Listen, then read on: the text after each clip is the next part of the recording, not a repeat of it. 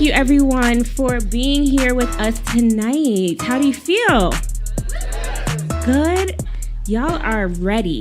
I will just say that because we were trying to get y'all to eat, to mingle, and you were like, no, I'm sitting in my seat. I'm ready to get this knowledge about how to get money. So here we go. So thank you. I have to say thank you first to Google Digital Coaches for partnering with Her Agenda on this event. Can you stand up and just wave and raise your hand again? Let's give them a round of applause. They're hosting us tonight and providing us with all the insight and data. And also, you know, maybe you didn't get a chance to visit them before the event, but maybe after, you need to make sure you make your way over there. We have what we're calling the funding marketplace, where we have resources that are available to entrepreneurs to get access to funding. One of those resources is ERA, which is Entrepreneur Roundtable Accelerator. They have an accelerator happening this summer. If you apply and you're an early stage company looking for seed investment, they invest $100K in your team. And so we have someone here from their team tonight. Awesome. So talk to them, ask them questions about, you know, how you can qualify, and everything happens through relationships and people. You can't just apply blindly online. You have to have some type of like face-to-face communication. So tonight you're getting that. And then we also have Kiva in the building. They're in the back with the green tablecloth. I actually have a very fond personal connection to Kiva because I actually got a Kiva loan. Kiva is actually like Kickstarter meets like loans. So you basically crowdsource your loan. So I got $10K from Kiva in 2015 when I was just like at the crossroads between, am I going to do this full time or am I going to go back to work? And then I got this loan and I'm like, all right, let me figure it out. So Kiva is a good resource for you if you're looking to like get some capital to get started and experiment and get off the ground. So my name is Rhonesha Byng. If you don't know me already, I am the founder and CEO of Her Agenda. Her Agenda is a digital media platform that is working to bridge the gap between ambition and achievement for millennial women. Our motto is no one ever slows her agenda. What that means is whatever your goal is, go for it. Don't let anyone or anything stop you. So tonight we're talking about getting money, and I don't really want to rehash the statistics. We already know that not enough of us are getting funded, but we are brilliant and we are capable, and so we need to change that. And so I'm lucky to be sitting next to women who have mastered the art of getting money, is what I would say. All in different ways, because, you know, there's not one path to success. You know, you read on TechCrunch about certain people raising money and all of that, and that gets the praise. But also, what is praiseworthy is you creating something that someone is willing to pay for. And those little victories along the way matters. So let's just dive right into this discussion. I want to start with Pauleanna, who's at the end. Hey, Hi, Pauleanna. Hi, everyone. So just to clarify, we have with us today Pauleanna, Reid, who is a celebrity ghostwriter and a journalist. We have Deepti, who is the founder and CEO of FoodtoEat. And we have Lauren, who is a marketer, brand strategist, and entrepreneur. And she started a fund. So she's been on both sides of the table. So my question for you, Pauleanna, is you just quit your full-time job on Friday. A few weeks ago. Congratulations. Yeah. And I have some numbers here. In 2017, your business brought in around 113K. And in 2018, you brought in 147K.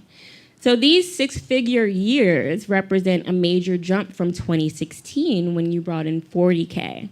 What changed in order to make that jump? Yeah, so I think, you know, a six-figure bank account begins with a six-figure mindset. And so for a long time, I was a journalist and I was penning, op-eds here, op-eds there, making 300 here, 200 here. And then I realized I needed to play a bigger game and partake in a bigger conversation. So as a writer, most industries are saturated, right? So as a writer, how was I going to pivot? What was my blue ocean strategy? So then I realized from, speaking to mentors and, just attaining, different, learnings from different spaces that, a lot of high profile individuals, so my communications firm works with politicians and founders and athletes and celebrities, they now look really bad if they're not participating in some of the conversations that are happening, in the world at large. And so I'm the secret ninja in a lot of these celebrity teams. And instead of making 300 here and 300 there, I'm now closing $30,000 deals and $50,000 deals because I decided to play a bigger game. And that was very strategic. So I think that when you think about the vision of your life, what does that look like, right? What is your why? And then you reverse engineer it and work backwards. So I knew the life I wanted to live, and it meant that I needed to earn way more money than I was earning in 2016. So I'm curious because you had a six-figure year in 2017, a six-figure year in 2018 from what was essentially your side hustle, but you just left your job. Why did you stay there so long, and what was the moment where you decided, okay, I need to jump into this full-time? So, I hate when I hear new entrepreneurs complaining about their 9 to 5.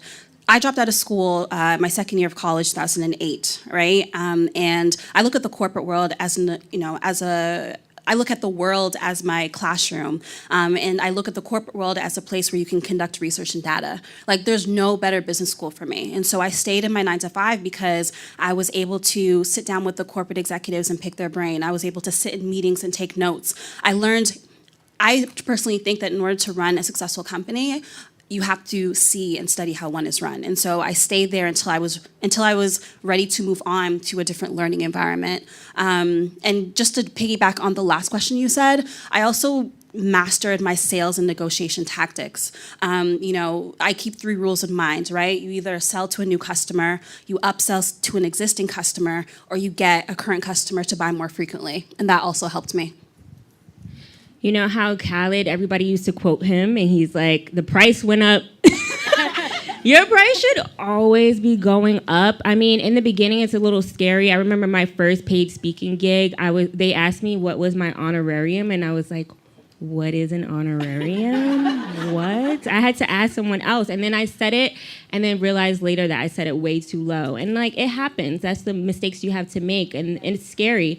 But, along the way you learn and you get more confident and you grow, but it's still sometimes a little bit uncomfortable.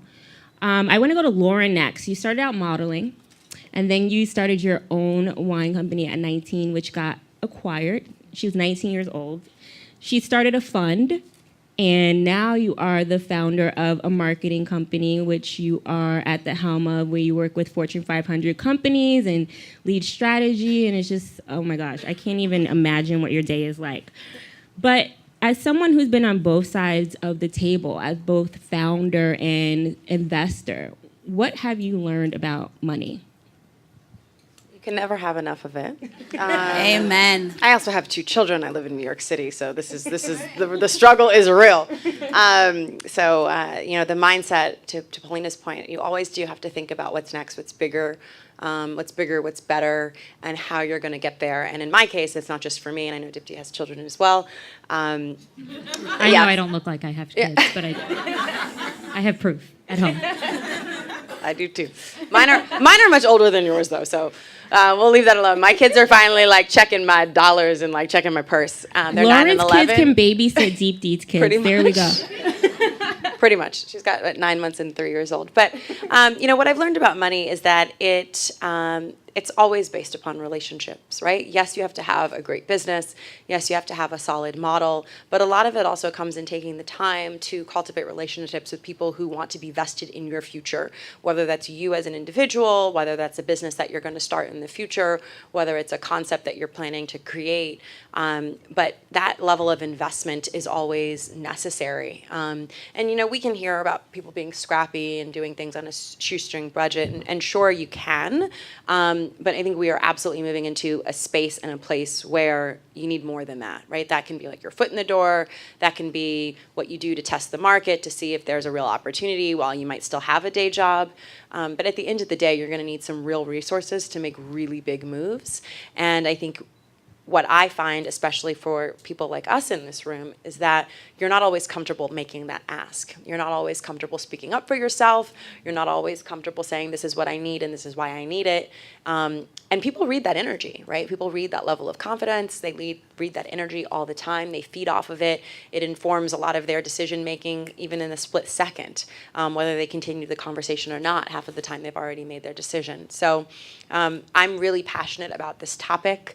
I know that we've mentioned ERA, and it's an incredible program. I also sit on the board of directors for an organization called Digital Undivided, and this is what our mission is. It is to make and create and ensure that there is a place where women own their work, and more specifically, where women of color own their work and therefore own their wealth. So we have to own it if we really want it. And for those of us, we know the statistics because I think this room has read the Fast Company articles about the lack of investment in women entrepreneurs, but especially Black women entrepreneurs. So say you are sitting across from a Black woman who wants to go after VC funding. What advice would you give to her in terms of what she needs to do up front when she gets into the room? So simple. I've been saying this for years. And it's funny because I used to say this and ask that people like not tweet it, not video it, hey video. But now I don't because I'm so comfortable with it because it's become such a popular topic. And I think it's been probably 7 or 8 years that I have been saying that when people of color, when people feel disadvantaged in any way, whether it's because you're a woman, you're someone of color, whatever you think your like automatic handicap is that makes you feel a little insecure about having the conversation you know you're about to have, acknowledge the fact immediately, right off the bat. And so what does that mean for an entrepreneur who's, going to a VC and walking into a meeting? It means switch your deck. And so most decks have your team as the slide towards the end, almost the second to last or third to last slide. And I've been saying for quite some time, and every single entrepreneur who I've mentored who has taken this advice has come back to me and said, oh my God, I got another meeting, or oh my God, I got a check, or oh my God, I got an introduction to someone else who did write a check. Put your credentials at the front. If you already question if they are going to have some concern or trepidation about your credentials, your experience, all that stuff, I've heard so many times people go, oh, I went in for a pitch meeting. It was great. I thought it was okay until they really started paying attention, but it was over. And they really started paying attention because the slide said, oh, they went to HBS or UPenn or Columbia, or they worked at some great company, or they worked at Google or what have you, that got their attention. And so if you know that that is something that you feel uncomfortable about, that should be your second slide. The first slide should be, this is the name of my company, here's my logo. Your second slide should be, here are my credentials, and we're gonna keep it moving. And you don't have to acknowledge it as anything else other than, and these are the places that I've worked and where I've gone to school and the people on my team, and now we're gonna dive into the business. And if that means that you think you're gonna get their attention, and their attention is clearly important in the success of your meeting, that's what you do. Try it. Tell me how it goes. That Tweet is me. smart because a lot of the time if you're in that room, you're out of their scope in terms of who they think of when they think about a scalable startup founder. And that leads me to my next question about, relationships and networks and how to get access to those rooms in the first place. What are some tips if you are just getting into this and you don't have access to the right networks to get those intros or warm introductions? How do you get your first investor meeting? Sometimes you just got to really put yourself out there. And that means that you put yourself in the most uncomfortable situations, and that when you walk into a room, even a room like today, this might be your practice. This might be your practice for networking, for your elevator pitch, for making a new friend, for staying in better touch with someone, and sometimes, I won't say I'm guilty of it because I'm happy to do it, but I think it's something that a lot of people point out about me is that I often offer a lot. And I don't always offer a lot because I want something in return, but I tell you, if I look back now at the Rolodex of people that I can call on to say, hey, I need something with zero formality, with just a text, a phone call, it gets done and I get it all the time because I've offered so much to other people. And so sometimes when people will go, well, I don't know how to make the ask, or I don't know what to do. If you have something to offer it. And it can be something that you might not even see as super valuable that might be really valuable to somebody else. I mean, I've had people say, oh my God, girl, how did you do your eye makeup? I'm like, honey, come on, let's go to the bathroom. I'm going to show you. I mean, you never know where it doesn't even have to be a business thing, right? Like, it can sometimes be something small. It can be, Deepti and I were talking about schools with kids. I just met her today. I made the offer just because I felt like it. Hey, if you need help with nursery schools, let me know. I've done all the homework. I can make all the intros for you. Who knows what it's going to lead to? Maybe, we'll do something in the future. Maybe not. Who knows? But maybe she knows someone that can be helpful to me in the future. Maybe this is the beginning of an incredible relationship, if nothing else. But I do think that the more we give, the more we put out into the universe and create for opportunities for us to receive. And so that is something that's worked really, really well for me.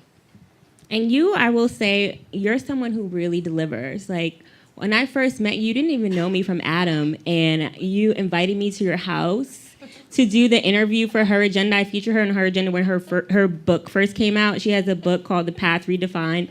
I'm in her home office, and then she's like, do you want to stay for dinner? I'm meeting her kids. I'm like, okay, sure. And then ever since then, we've been in touch, and it's been, like 8 years since then. So yeah, she means what she says about that. And we serve good food at home. I'm sending my kids over. So you got food to eat. Can you deliver the food to my house? She's got the catering company here. Yeah, I know. But just quickly to piggyback off of that, like what you were saying about just ask, right? I think most of the time we're so afraid of like CTOs of really large companies, and we're like, oh, I can't reach out to them. They're never going to respond. I reached out to the CTO of Cisco, who's an Indian woman, and again, like we talk about representation. I was reaching out because I just admired her, and I literally just wrote her an email and said, I've been following you for years. I really admire the fact that, you're doing what you're doing. And within like 2 days, she responded. And I had a simple ask. I was like, I just want to talk to you a little bit more about the industry and where it's going. And she actually responded. So sometimes the people that you think are unreachable, they're reachable because guess what? We're all human, right? At the end of the day, nothing separates us except our experiences. And so if we just learn to remember that everyone is human and just become more comfortable, just own your, who you are and your unique part, and it's all good. And I think you hit the nail on the head when you said that when you reached out that you made it a simple ask. You don't tell your whole biography, life story. Make it very easy for them to respond quickly and simply and easily. And then you just follow up and you build the relationship slowly from there. I want to focus on you and your experience a little bit, Deepti. You fundraised for FoodtoEat. You did a 500K friends and family round. And often, when it comes to fundraising for women, we don't necessarily hear no.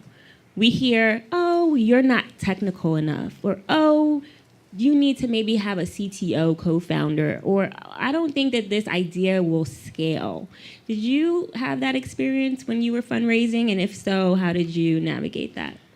So when I was fundraising, I first went to friends and families and small angels.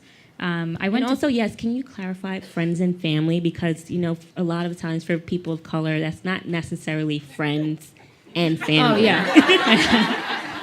It's not. Oh, no, it's true. So when I say friends and family, I use that term a little loosely because it was a network that I built, right? So I did go to my parents, and they gave me a little bit. I was fortunate and am fortunate enough that they didn't have to spend their savings on college because I did get a lot of scholarship money. And so they did have some saved. And I said, hey, so since you didn't have to spend on college, is it possible to get some money to use towards my company?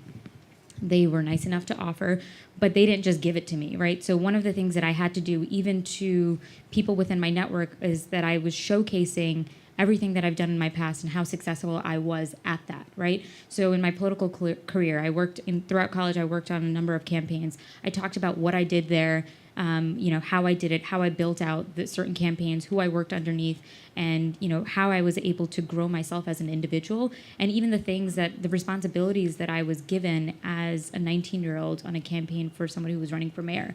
And all of those things were to showcase that I was worth investing in, right? When you talk to investors, most of the time, they don't just care about your idea, they care about who you are and how much you're going to actually kill it to try to make this company work, right? They want to know that you're not going to just drop it when the first hard thing comes up. You're going to actually go past that challenge and push yourself.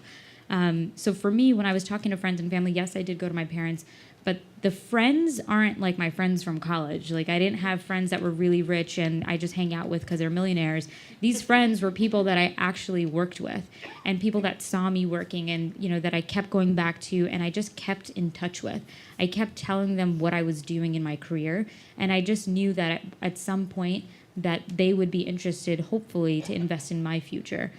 Because I invested with, you know, like my current state with them. So the friends were more so mentors, people I worked with, people that I knew that, you know, had been working in their own respective industries for 20 plus years and had some money on the side that they did investing with.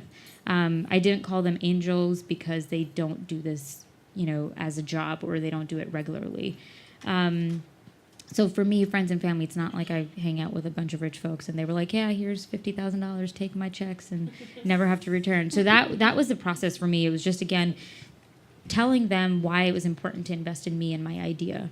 When it comes to investors and how, how I dealt with those kinds of questions that you're asking about, first of all, I'm sure you guys all questioned the fact that I was a mother. I look really young, so I had to deal with the fact that I didn't look my age. So a lot of times when I was going into a room, people were like, is this for school? Are you here for a college project? Are you interviewing me? I'm like, no, I'm actually here because I'm going to pitch my idea. I want you to work with me. I want you to invest in me. And, you know, I always say just use what you've got. Use the fact that you're a woman of color, and use it to your advantage. Don't see it as a disadvantage, or just put it out there, right? Just be like, I know this is what you're thinking. And like you said, just put it on the front page of the deck. Here are my credentials. And I did that. You know, I never put it at the back because I knew as soon as I was going in, especially, you know, as a brown woman, you know, most of the people I was talking to, and I did this even with white women, right? Just because I felt uncomfortable. I didn't feel like they believed in me. And that's just my own uncomfort. But I got asked questions like, when are you planning to have kids? And I said, well, why does that matter? Why is it relevant? Because when and if I do have kids, that is my personal choice, A. B, I will not, like, just like I wouldn't abandon my family, I wouldn't abandon my company. So I just shut the conversation down, and they felt so uncomfortable that they didn't really even ask further, right? I just made that, I was like, well, what about you? Tell me more about your family. We didn't start this conversation because of that. We started this conversation because I came in here to talk about money. I didn't talk about your family. Why are you asking me about mine? And most people just feel uncomfortable they just feel uncomfortable on like what that other person is going to say. So I just put them in a spot. Do you have that on tape? What?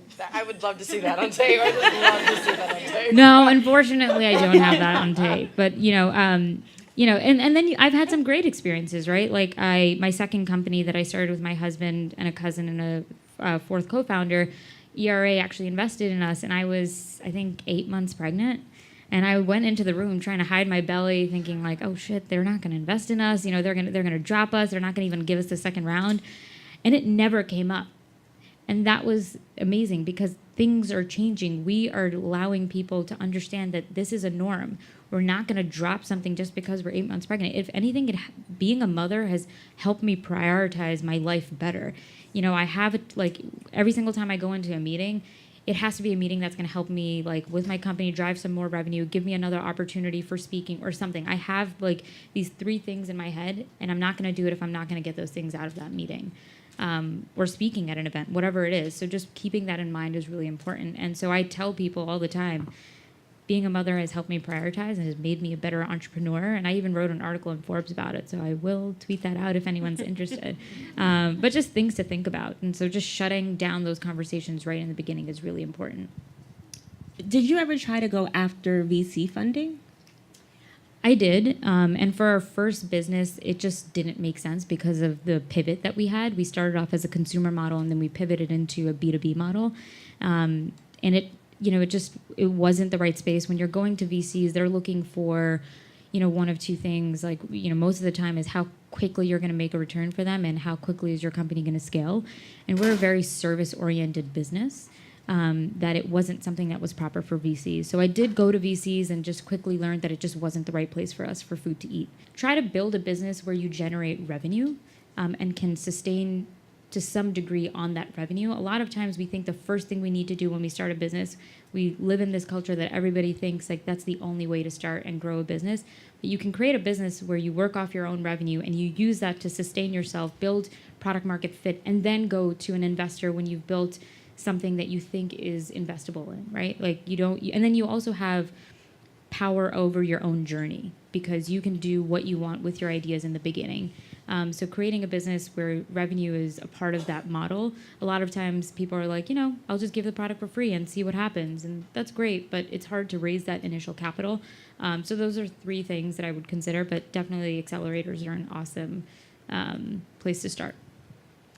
Yeah, and I would just piggyback that by saying Digital Undivided is more of an incubator than an accelerator. But I think there's one thing we haven't talked about that I think is really important. I just want to touch on it really quickly, is that there is a language barrier and there's a process barrier to entering the startup world, specifically the tech world. There's a certain language, there's a certain process, and if you don't know it, you need to learn it very quickly because you'll get counted out. And so we spend a lot of time at Digital Undivided training women of color on what it means, what a cap table is, what your deck is, what your MVP is, beta testing, figuring out what your addressable market is, what your value proposition, like everything above and beyond, hey, this is working and people are buying my service. I don't know how, it's just happening. Like, that's great. Like, that's awesome. Keep that going. And that's good for yourself.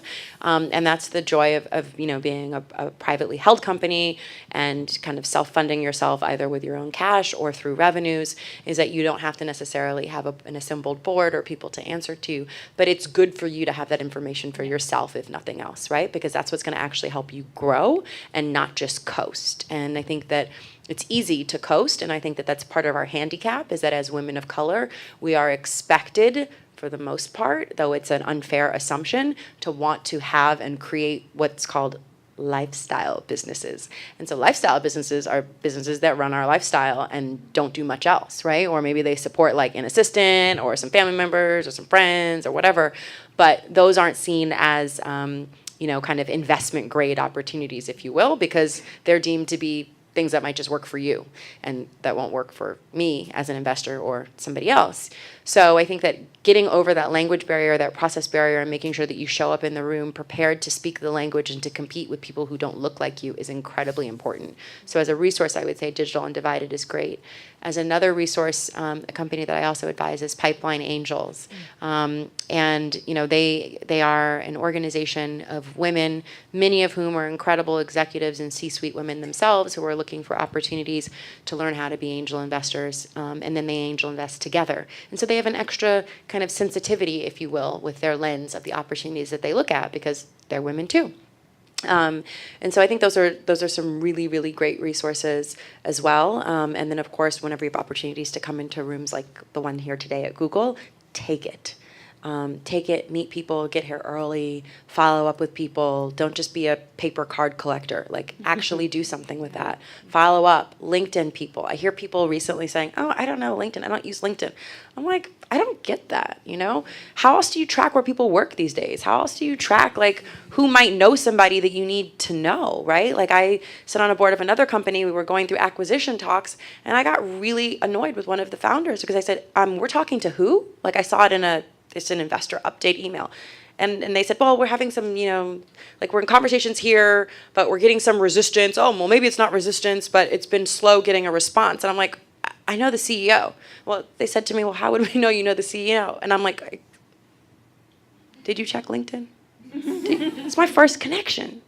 This is what it's for. Like, it's a tool to help you, right? So use the tools that you have that are at your disposal to help you to figure out, sometimes, it's great to make these simple asks, but sometimes it's also really great to be able to say, hey, I know we know so-and-so in common. And you reach out to that other person who's your mutual first and say, hey, do you actually know this person? Because sometimes it is LinkedIn. Sometimes you don't really know the people that you're connected to. So make sure that that's the case. You know what I mean? Yeah. Make sure that's the case first, because then you also feed into the stereotype of not doing your homework. So please just don't feed into stereotypes. Just do me that favor. But use the tools that are available to you, and And as much as we live in this world where we're constantly being told to like, yes, have our 3 things. That's amazing. I also have my 3 things, my 2 things, my 5 things that I want to look at and that I want to always keep top of mind. I think that sometimes we end up being a little too transactional when we go out to network, and people can feel that. Like, oh, wait, I don't check your box. Oh, I don't have a this for you or that for you. I can't do this for you now. And it's like, okay, but you don't know who you're talking to. Right? Like some of my most incredible relationships have come because I'm just talking to someone shooting the breeze, and we figure out later that they're like a boss and I'm a boss and we're going to do something together. But that's not why we started talking, right? So don't count anyone out, because it's sometimes the people that look least like they are the part that have the biggest pull, pocket strings, whatever it might be, access, that can be helpful to you. And so try to really create genuine connections. And I always kind of worry about that later. Like, well, how can you be helpful to me? That's not always the most important thing. Yeah. I think it helps to think about your value proposition to others. It's like, how can I be helpful to others? And then it sort of is like a karma full circle moment where then your network wants to give back to you, important to you. Just before I open it up to questions, we literally have time for one audience question, but this panel will be back on stage at the end to answer more questions. So if you have a question, write it down so that you don't forget it. I'm just going to give one person a chance to ask a question, and then we'll go back to it. But Pauleanna, you're going to get the last piece of advice before we kick it to the audience. So as a bootstrapped entrepreneur, what's a money challenge that you have faced, and what did you learn from that challenge? Yeah, absolutely. So in my 20s, I had a shit ton of debt. Like, how many people have debt? Everybody, right? Like, and before we can get to the beautiful stages these women are at, like, you know, debt can be very crippling. And if you never learn to understand money, you will always be a slave to it, and you will always be on this constant cycle. One of the reasons I also stayed at my 9-to-5 was so that I could, because I had the vision of transitioning, I wanted to pay down my debt as low as possible so that I didn't have to worry about that, right? I always say, like, your 9-to-5, like, they may determine your salary, but you determine your total income, right? So at my 9-to-5, I think it's $65,000, right? But I brought in an additional 147, right? Paid down my debt, right? And it made me confident to move into the next transition. So what I learned is that, like, I have control over my future, right? You have control over whether you go to Starbucks every single day or whether you like take that and you work with an advisor and you get your financial plans in order so that you don't have this additional stress and anxiety, because navigating, once you have a business, I mean, you know what I mean? It already comes with its worries. So like make it somewhat easier on yourself as you move forward. Amazing. Let's give a round of applause to our panel. They will be back on stage after Cilia's presentation. So we have time, like I said, for one question. So raise your hand if you have that question. And then we have 2 mic runners. So I'll let the mic runners decide who asked the question, because I don't want to be the bad guy.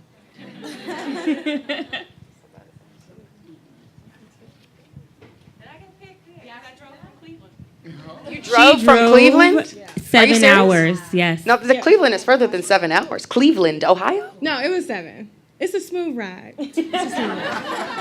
Lord have mercy. I would like to point out she is a Her Agenda Insider, which is our private community, which you can apply to become an insider. In the back there, raise your hand. And you get a free poster when you sign up today. Oh, my poster. All right. That's your question. Hi, everybody. I'm Kevany. I'm from Cleveland.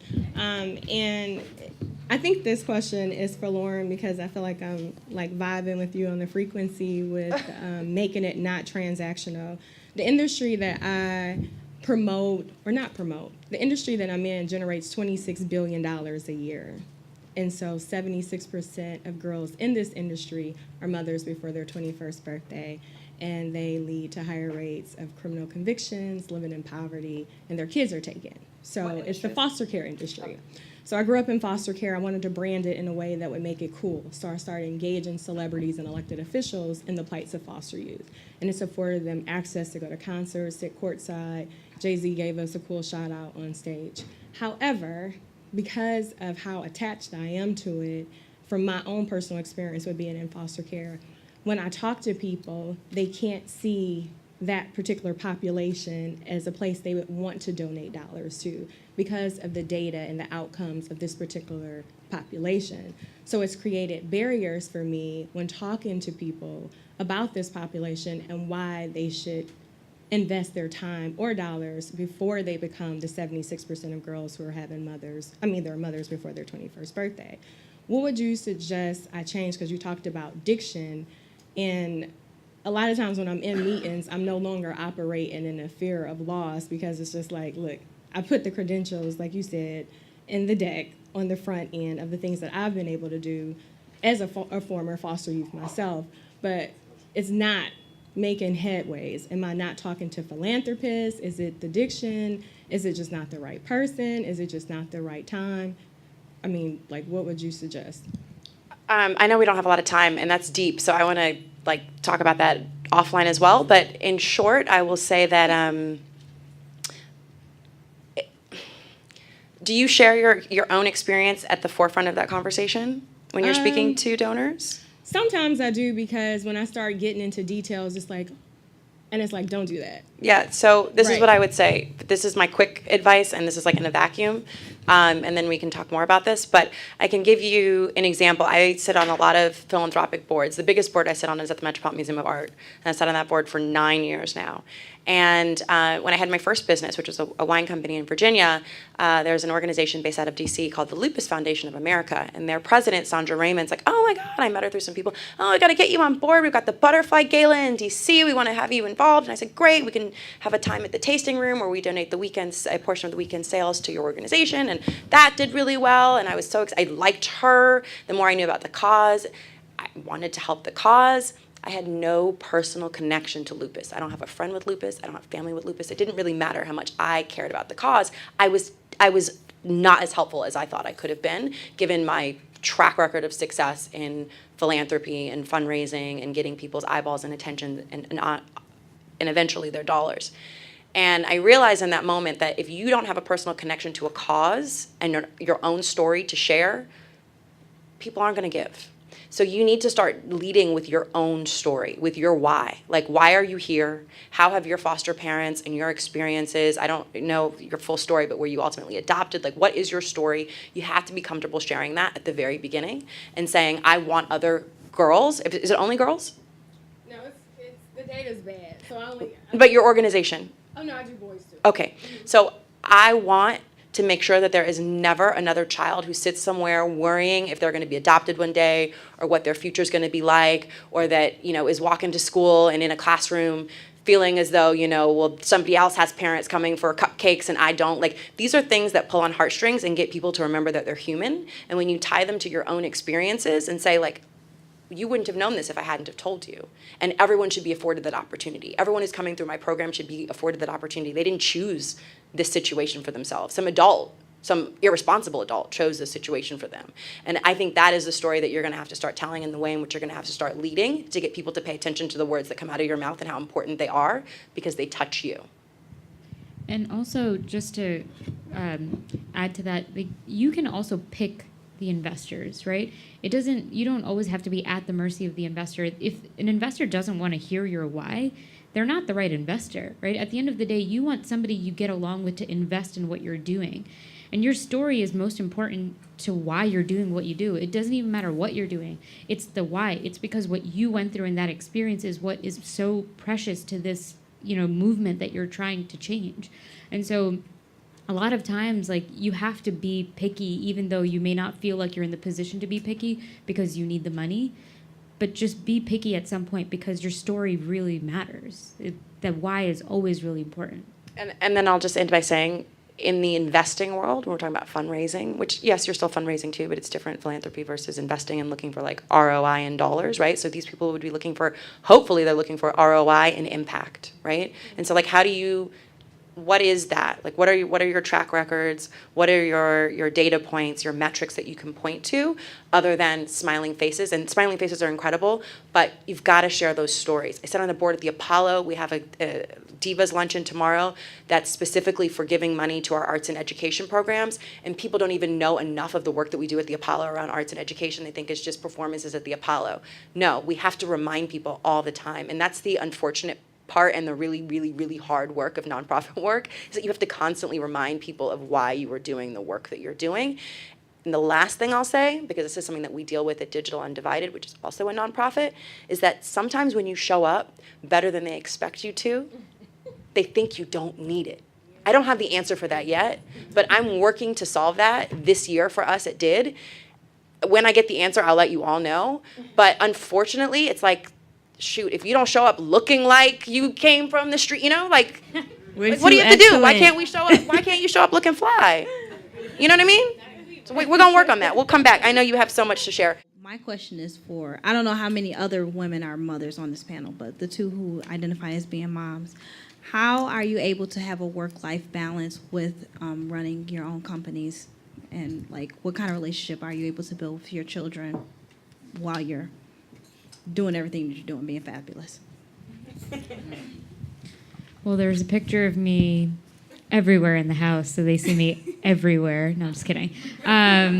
I don't really believe, and I don't know how you feel, and you've been doing this longer, so I feel like I should be asking you and listening to you, but I'll just give my quick two things. Way to make me feel old. This is no, I'm actually not that old. No, I think your kids are older, so you've been doing the mom thing a little bit more than I have, so you've got that, experience. But for me, I've been saying this even before I had kids, but I always say balance doesn't really exist, right? So it can exist if you allow it to. And so what that means is that I pick 3 things that are a priority in my life at that moment. And, right now those priorities are, I have 2 companies, I have 2 kids, and family. Those are like the 3 things that I concentrate on. And I just make sure that everything I'm doing is surrounded by them. In a couple of months, I'll make sure that there's something else that fits into that, whether it's making sure that I'm constantly going for a run or that I need to go hang out with some of my friends. And so for me, it's like that 3 to 5 things that I always pick to make sure that I'm not driving myself crazy. Did I do this today? Did I do this? Did I do that? And because you're never going to be perfect at it, and you're always going to drive yourself into this constant guilt. And right now I'm kind of dealing with that when I'm trying to breastfeed, right? And trying to make sure that, do I want to continue breastfeeding? But I've literally been sitting at my desk and breastfeeding in front of my team when one of them is here. And I'm like, that's kind of awkward. I feel bad that I'm constantly like kind of like in front of them and doing that. But in any case, it's guilt that does that to me, right? That I have to keep doing this. But I also have to think about my sanity, myself, and like self-care is just thinking about yourself for a second. And, I know that everyone says breast is best, but for me, when I'm thinking about, yeah, I know. Oh yeah, they say that, and it is on every mommy blog, and I wrote about this as well by experience that yes, I know breast is best, and that's what I should be giving my kid, but I also think that a sane mom is also best, and so if I'm coming home all crazy and angry because I had to sit at work with my breast out and trying to feed, and the reason why I don't go to a room is because I know it takes too much time. And that's going to take away from my work and the things that I need to do. And so this is the craziness that you go through. So again, just pick those 3 things and make sure that your life can, at least you give attention to those 3 things. And that's what I've been trying to practice. And we need to normalize breastfeeding. Like, let's clap it up for that, because if men were the ones that breastfed, imagine it would be just like common. People would just like be accepting it anywhere you could whip it out, and they'd be like, "Yes, go ahead." Yeah. But because it's us, everything that we do has to be cloaked in shame and put in a side room. Yeah, I mean that's why. If you go to my Instagram, like one of the things that I really try to own is just being the imperfect mother, right? Just like I try to do the best, and I do what I think is best for myself and my family, and I own it, right? I was talking about this earlier that I forgot to, so for the men in the room, how breast pumping works is that there's something attached to your boob, and you pump into a bottle, and I forgot to bring the bottle, so where would I pump? And I literally pumped into a Solo cup. You know those cups that used to drink nasty stuff out of, from college? That's what I was pumping into. But it was because I needed to say, I wanted to save the milk for my kid, and it happens. And I post stuff like that because it's to just empower each other that it's okay and it happens, and you figure a way out. And we're women, we're strong. We got this shit covered. Well, I feel bad saying this. I did breastfeed my children, but they also survive very well on formula. So, Exactly. let me tell you, them suckers are strong, and they learn to talk back and have strong will, and they're very smart. And do that Similac, and Nestle Good Start know what the heck they're doing. So, sometimes you just gotta do what you gotta do. Yeah, exactly. Takes They me get back. their fair share of formula, Takes too. me back. What was the question again? How do you balance motherhood? Oh, right. Okay. So I don't believe in balance. I've never believed in balance. There's a whole chapter in my book, In the Path Redefined, and it is talking about, it's titled, I Don't Believe in Balance. It's called Work-Life Integration. And so I try as much as I possibly can, which is always, case in point, from Rhonesha's story that I had her over to do the interview, and she stayed for dinner, and she met the kids. That's the story of my life. I mean, not every day, and it's not always appropriate, of course, but my kids know what I have going on in terms of my work, and my work when and how it's necessary knows that I have children and that they were part of my life. And I think that the more we are transparent about that, it's so much easier to set our priorities, and it's so much easier to set other people's expectations that they might have of us, especially when it comes to our work output and sensitivities that help empower us to do a really good job at whatever it is we need to do. And so I try to not put myself in situations where I feel like I have to choose, and that is the luxury of being an entrepreneur and having your own business, is that you don't have to choose, right? Like if you choose to not take the meeting or not go or not do something, you know what the consequence is. You might not get the deal, you might not make the money, whatever it is, you can make that decision if you want to. And I try not to do that very often, but the few times that I've almost had to, people say, "Oh, no, we get it, we're so sorry." And so sometimes people also forget. Sometimes, if there's something that's going on that's really pressing, they kind of become myopic in their ways. And sometimes it's unintentional and it's innocent, and other times it's unfortunate and you have to deal with it kind of head on. But I think that the most important thing to do is to share that with our kids. Every week I write a newsletter designed to help people, but really specifically women, get to the next level of everything they want and deserve in life. And the topics vary. And recently I was traveling a lot because I've taken on a new role, and professional role. And I've been traveling an insane amount. I've already flown 45,000 miles for 2019, like from January 4, which was a Friday, till today, which is February 13. And I said to my children and to my fiance, I said, "Thank you so much for making sacrifices for me." And they looked at me and they all said in their own way, "These aren't sacrifices, these are investments. And we don't look at it this way." And so that was actually, not that open rate matters, but we are at Google and tech is important. It was our highest open rate. Like it was the most well-received email. We got crazy shares. I had men writing me back, and it was entitled, "Less Sacrifices, More Investments." And so I think if we start flipping the narrative of the way that we look at our own life, and we're not making sacrifices. Like we are making investments in ourselves, in our children, in our families, in their future, in their livelihood, in wealth creation, in legacy. And if we stop apologizing for working hard, why was anybody apologizing for working hard? I don't understand that, right? And you start saying, no, I'm making an investment in me, in you, in us, so that we can go and do things that we want to do in life, travel, have foundations, give back, just have some freedom, financial freedom, whatever it might be, then I think that our families are much more understanding and much more supportive. And I'll actually post it. Where will I post it? I'll tweet it out. I'll tweet out the link to that particular post, because a lot of people found it really helpful. And when you look up the definition of investment versus the definition of sacrifice, you are reminded of the fact that every day when you go to work and every day when you put your energy into something that's really important for yourself and your future, it's not because you're giving up one thing to get another. That's what a sacrifice is, right? You're keeping everything and you're just doing more, and you're putting more into the pot. You're putting more into your investment pool. You're putting more into your future and waiting for the payout.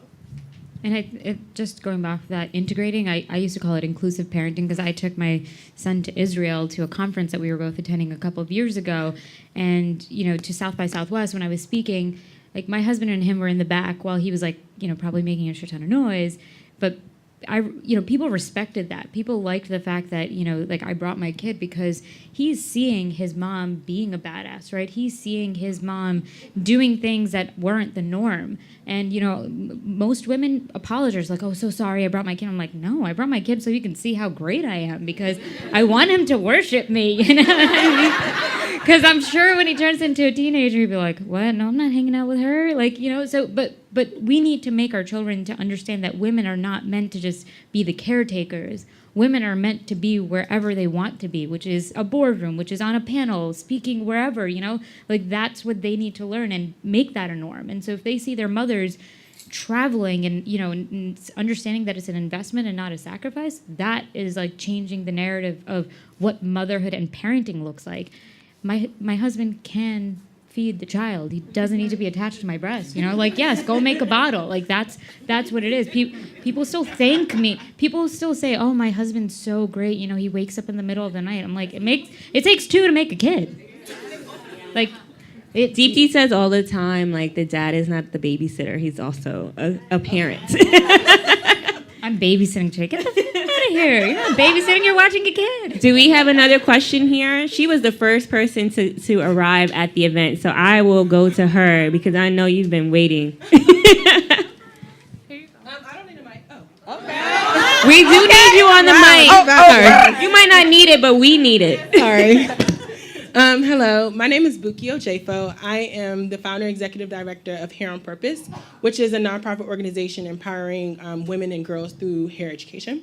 And thank you all for your time and for putting this on, Rhonesha. My question is, I love events like this where everyone is, we'll go home and we'll Google all your links and we'll follow up with you, and we're so excited, and which I hope we all do. But I also do it and tweet with the hashtag. Yes, that's how you connect to the community in the room with the hashtag. Absolutely. But my question is advice for a marathon mindset. Really getting to the place where after all the frills and jills are kind of like out and all the excitement's gone, how to keep the momentum spiritually, emotionally, physically, mentally after this event. I got a word right now. Woo, Jesus. Before she even finished her question, I felt your emotion. I'm like, oh. And just because I really understand what it means to build a company from the ground up, right? And I understand what it means to do it in a space and in a time where social media was not necessarily the thing, right? And all of that visibility wasn't the thing. So there weren't people kind of like hyping you on the back, like, yeah, you're an entrepreneur and all that stuff. There wasn't any of that. It was just kind of like this raw will. So right now, my firm, as I told you all, started with just me as an individual, right? Today we have 5 full-time staff, 13 project-based staff. My main office is in Queens, but we also have space here because we have the Google contract. There are costs to run a business. There's a cost in time, as the lady said. There's a cost, and I just want to just throw out there's this kind of concept or this misconception that, you're a business owner. So people say this to me all the time. I'm like, y'all just don't know, do you? You're an entrepreneur. You own your own business. That means you could do whatever you want. Okay, no. I work so much, okay? People love to see the end results. I work so much. And while working, I have to figure out how to balance my husband. I have to figure out how to balance my family and my friends and my parents who now have things going on, and still balance my life because time is going by, right? And there isn't really any energizing force behind all of it all, except the reason why I started this in the first place. And the reason has to be bigger than you for you to survive when things are hard, for you to survive when no one's looking, for you to survive when you don't have the money, when all of these hurdles and issues come up. My reason for starting this business, and I tell my team this, and I invest in this reason. But I said, before I started RF Wilkins Consultants, I had worked with a number of Fortune 500 companies. So I worked with Pfizer, Thomson Reuters, MetLife, and I'm from Rhode Island. I'm from Cranston, Rhode Island. We were the only Black family until I probably hit high school. I worked in companies where I was usually the youngest person. And let me back this up. I'm 31 now. I started the company at 23, okay? Usually the youngest person in different roles, and usually probably the only Black person in different roles, and usually the only females. To this day, I'm usually the only female in the boardroom or on the conversation. And so I started the business with this idea that I wanted to create a space where minorities, where women, where underrepresented groups could feel and work in an environment where they were thriving, doing good work, feeling appreciated, and not feeling like they had to put on the other face or be the other person to fit in, right? That was the base. I wanted to create jobs, and I wanted to help my community by changing the economies of the world and the space that we worked in. I said I wanted to create a Fortune 500 company, a global company, a national company that had people who looked like me as the core of that company. And then I wanted that company to thrive and go beyond myself. I wanted to go beyond my family and help my family's family and so on and so forth. So in those nights when it's 1 o'clock in the morning, 2 o'clock in the morning, and I'm still in my office, during those times when, you know, the money is tight and our payroll comes out, I always say about $20,000 to $30,000 every month comes out of that bank account just for payroll. Right? In those times when things are tight, in those times when there's not that support, in those times when there's not the glamour for people to say, oh, you're an entrepreneur, that's so wonderful. When I don't have those things, the one thing that keeps me going through the hard times is this idea and this understanding that this goal, this mission is way bigger than me. And that's it. I just want to jump on that point, and thank you so much for sharing that. I think it's amazing that you think about your why. I think that's the underlying reason here. I actually live with depression and anxiety, right? So, you know, there's sadness and frustration, and then there's being crippled in your bed for weeks. So for me, you know, people often ask, like, okay, so like, how do you navigate? Everyone's formula is going to be individual, right? There's no one size fit all. So for those of you who may have mental health conditions, you're going to have to figure out your formula through trial and error, through experiences, professional help as well, right? So yes, understanding your why is critical and very important, but there will be days when you probably don't want to get out of bed. There will be days when, you know, you may need to check in with your friend. I have friends who, you know, I can call them and I don't have to say anything. They know that I'm in a state of despair. Like, they can feel my energy through the phone and they know exactly what they need to do, right? So your support circle, very important. People you can lean on and talk to who also understand the hardships that you're experiencing. So my support circle includes friends who also have their own businesses, their side hustles, and they can relate. I'm not going to go to my mom. She doesn't own a business, right? Like, I don't need her to pat me on the back. I need someone who understands the circumstances that I'm dealing with and can give me sound advice. Hi, my name is Mish. I'm a human resources professional working at a nonprofit. I'm also an independent human resources consultant. I have you need your resume redone? Hit her up. This question is for Pauleanna. You worked 9 to 5, and then you started your business. How did you structure your schedule to work 9 to 5, and then, you know, work on the side? 9 to 5, 6 to midnight. 6 to midnight. Most days. So I live by a rule of the 5 before 8. I try to cross 5 things off my to-do list before 8 a.m. You know, I wake up. I'm a morning person. I wake up relatively early. Mm-hmm. You know, in my 20s, I was going into the office at 6:30. Actually, like, still to this day, like, until I quit, I was going into the office at 6:30, working a few hours on my own stuff, taking my lunches. And when I would have to go to conferences to speak, I was using my lunch hour, book a boardroom, and practicing my speech in front of the window. And then after work, get home, you eat something. You know what I mean? I mean, I don't have kids. I don't have a family. I don't have a man. I don't need to take care of anybody, right? So my situation is very different than others maybe. But I never, like, I don't think that lack of time is ever the issue. The truth is that people mismanage it, right? So The word. right? So, like, you do what you have to do. Like, my girlfriends know, like, you know, they don't get emotional when we don't do lunch, right? Like, people understand the sacrifices because I've established those boundaries and I've communicated to them clearly. If I have a meeting with someone, there needs to be an agenda and an objective. We're not just hee ha ha. Like, I'm not just kicking it with you. I'm not leaving my house to meet with you. We can do it over Skype or phone, right? Like, you have to figure out, like, what that formula looks like. I've always been very transparent with my bosses. Anywhere that I've worked, I mean, they could easily Google too, right? They know how dope I am, right? They know what I'm up to, and I've always been very transparent, so I didn't have to hide. Like, they knew, and you know, most of the time they considered it an asset, and it worked for me. Sometimes they want to be assholes, whatever. But you do what you need to do, and you manage your time accordingly, depending on what your situation is. How do you Wait, can I make a question for you? Is that okay? Because I think this is important. I think it's a good point. And you're a writer and you're an eloquent speaker, so I think this is probably helpful for the room to hear. How do you set those boundaries over email to say, I'm not going to meet with you to hee hee ha ha. Let's have a call or a Skype. I think the room could probably benefit from that. How do you set those boundaries? Yeah, like how do you communicate that over email? Is it, hey, what do you want to talk about? Like how do you know? Yeah, absolutely. I Pick mean, a time here on my calendar. We can have a call. I won't meet you for well, lunch. I mean, Like how are we doing this? everybody. I'm sure you guys get the same requests, whether it's DMs, people wanting to pick your brain or whatnot. Like, I ask, 2 questions. Like, do you have a quick question? Are you looking to become a client? Right quick, you have to figure out get your life together. And then the second thing is, so if you are looking to become a client, you're gonna pick a time, date, and payment method. If you have a quick question is not, how do I define 3 things. A time, a date, and a damn payment method. Okay. and if you and 3 if, things are very clear.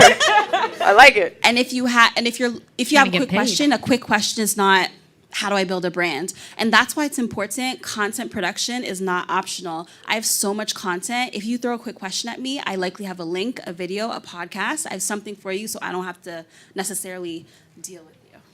And I have a follow-up question, because a lot of us work at jobs that stress us out, that, we get burnt out by the time we get home. And you mentioned that you didn't have to deal with assholes. How do you manage dealing with assholes?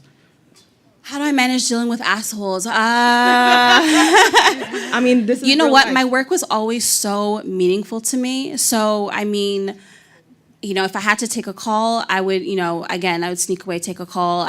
You kind of have to, you have to assess your work environment and figure out how you can kind of steal time away. Or you have to figure out if you can get a girlfriend to cover you while you leave your desk to do that deal on the phone. You know what I mean? So, it means kind of individual. But for me, my work was always so important. So if I got in shit, I didn't care. I wanted to do what my passion is, and I knew that I had to just stick it through, because it's not happening to you, it's happening through you. I need to stick it through, push through, and eventually I get to the other side of all the shit that I was dealing with. Thank you. And I just want to just jump on real quick, because when you're going from side hustle, then your side hustle becomes your main hustle. I think it's really important that you set boundaries, because otherwise you're going to get burnt out. And like someone was saying earlier about marathon mindset, the thing that's going to get you out the bed is not because you're so passionate about it. It's not because, oh my gosh, I get to work for myself and I'm so excited about this idea. It's literally because I only eat what I kill. Right. That's 1. And 2, it's bigger than me. Like friend Cilia was saying, it's not about the fact that I feel tired or that I'm just exhausted or I feel nervous or doubtful about if I can close a deal. It's all right, I need to just get over myself and do it. And then the third thing is setting those boundaries so I'm not working 24/7. Do not work 24/7.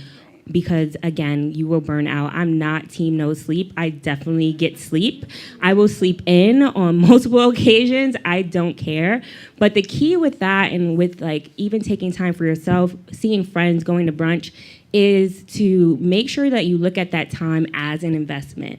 You are recharging yourself so that you can show up as your full self and be healthy and happy and whole when you are answering those emails, when you are in the board meeting, when you are in the pitch meeting. So look at time like dating or spending time with friends and things like that. I look at that as time where I'm still working, because I'm working on myself, investing in myself and recharging, so that on Monday morning I am ready to go, happy, healthy, and whole, in order to tackle all the microaggressions and all the fuckery that's going to come at me, because I am a Black woman entrepreneur. So that's just my. And also at your 9 to 5, try not to drop the ball, because they will use your side hustle against you, right? So make sure you are showing up. You're there early. You're at every meeting. You're raising your hand. You're front seat.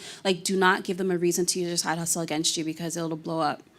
And just show why it's an asset, right? Like what you said earlier, that's really important. How what you're doing on the side makes you a better employee. Yes. The man in the suit. Hi, everyone. My name is Hanu. I work a corporate job as a management consultant, and also I'm starting a side business called Empire Thoughts. So what we do is we focus on helping small local businesses or entrepreneurs scale, right? And I'm sure you guys have heard that before, as there's a bunch of us out there. And my question is, being an independent business development consultant, right? A bunch of people have that title, right? And all your journeys are amazing. It's just, I understand you have a why, and I know you're motivated. How do you show your clients that, right? Like, how do you separate yourselves from the pack? Because a lot of people have the same idea as you, right? A lot of people probably want to start a food business. A lot of people have the same title that you had. So how do you show clients and the impact that you're going to have? So I think that's big, the numbers, right? Initially, especially because I was a young person, a young adult, and I didn't really have too much to back it up, Right. Somebody took a chance with me, this nonprofit who wanted to, expand their business. Right. And then I won. The first contract I ever won for a client was $10 million. That spoke for itself. And I always talk about when I remember winning that contract, and there was a gentleman who was with the Department of Homeless Services, and he said to me, he didn't know me from anywhere, and he said, yeah, I've met people like you before, like you're not going to win. And then after I won the contract, he's my friend now to this day, and he took me out to dinner. As you should. He took me out to dinner, right, after we won the $10 million. So how do you show up, and how do you have to win? You have to perform. You have to not just talk, but you have to deliver. And that's what differentiates you. I know for a fact as a business owner today, I'm looking for staff now, a lot of folk do not deliver on what they say. There's a lot of talking going on. And so you'll be the differentiated individual when you deliver. Okay. Thank you. Can you say what your company is and what industry you're in? Well, I am just right now just in a research phase. I have several business ideas, and obviously would be looking for funding for either one. Particularly a B2C business, maybe a restaurant. I'm also looking into a nonprofit specialized in immigration workshops for new immigrants that are coming into the United States that are looking for education, new job searches, similar to that. Look at the companies that that are already in the space and who's invested in them. So if it's a restaurant, what kind of a restaurant are you opening? And if they've raised money, look into who's invested in them. If it's a B2C company, look at the B2C company that you admire in the space and just look up investors, and you can find those on both those websites. So it's just the easiest way because you know that they're investing in the space or have some kind of interest, and then you can look at other investors that are similar because they may not invest in the same idea if you're doing something very similar to other companies they've invested in. My business is an event planning business and a brand strategist business. My particular question was building off what Mrs. Rahim was elaborating on, structuring a business. We're in the process of certifying now, and I find that trying to incorporate in New York City is kind of expensive. EIN numbers and affidavit of publishing requirements, and it's like no one has $2,000 or willy-nilly to give to a newspaper to say, hey, we exist. So how do you balance like the income and profits that you get in investing in your business versus putting your name out there with promotional materials, advertising with Google, stuff like that? So could you give it like an estimate percentage number or an approximate figure? Getting your EIN is a free thing, so don't believe the hype. And there's a lot of, figure out the resources that are free. That's number one for the structural pieces. I ended up getting a lawyer that helped me structure my business, but that was too expensive. Anyway. Through relationships. Yeah. But structure, there's a whole bunch of free stuff now, so that's number one. Number two, marketing. I did not market the company at all. In fact, we didn't have a website until probably 2 years ago. That was different. I marketed through my work, right? So I did good work. Word of mouth was how my company grew. Today's a different day and age. You need a market. There's a lot of free stuff. Even the Google resources that I named, most of them are free. Pick the social media or social network that works best, where your client can be found, and leverage that to create visibility. Those are kind of like the pieces that I would say. In the beginning phase, you don't need to go throwing a whole lot of money into like the structural process and the marketing. Like that's not going to work. So try to use the free resources. Okay. Thank you. You can also incorporate in Delaware. Yeah, Just Delaware. pay the I'm incorporated in fees. They have Delaware. a registered agent in New York. It's a lot cheaper. And I will just say real quick, Microloan Kiva is here, so you should probably talk to them if you need help with like funds for getting your LLC in place. Because I know what you were talking about, the newspaper advertisement. That's what the LLC. you should talk to Kiva. And also, again, like there's a lot of free resources out there, and a lot of that, it's very overwhelming to search. You have to really just talk to people and be connected to the right networks that can plug you into the right opportunities. And I will say, if you invest in the Herge and the Insider community, you will get access to that. And so I hope to see you in the community. We'll connect you and help you get your business up off the ground. I'm a full-time teacher, and I also am a co-founder of Black Girl Tutors. It's a tutoring service that is based in high-need neighborhoods. Our first 2 years have been a whirlwind, like amazing. We were on NBC. I don't know how we got on NBC. We were on it. We've been featured on the nightly news, and we've been everywhere, and we actually turned a profit, right? And this is great. And we have a steady stream of clients in high-need neighborhoods like East New York, like Brownsville, whoop, whoop. That's where I'm from. That's where I teach. That's where I work. That's where I do business.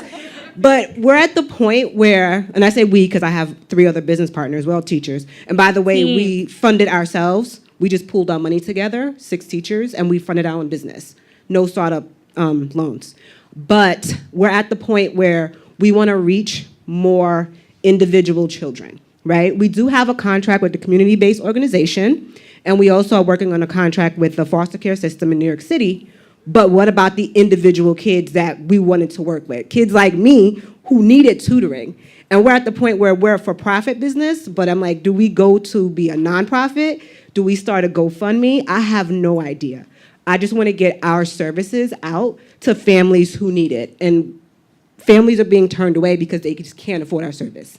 And that's not why I started my business. That's not why I became a teacher. So the specific question I have is, do we switch to a nonprofit from an LLC, or can we do a Kickstarter, a GoFundMe? How can we get scholarships for kids? Okay, well, there's a few ways. I mean, you could create a foundation as part of your business, right? And that can be another arm. You can also donate your services out of your business and work with your accountant to structure it so that that becomes a tax deduction for donation of services in kind to people.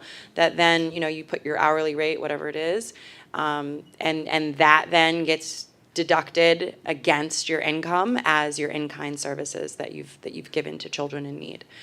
Or you might even want to look into a partnership with an organization that could utilize your services and maybe give you a grant to be able to give your services to children in need who are a part of their system or of their program. You could also do a for-profit, nonprofit hybrid. A B Corp.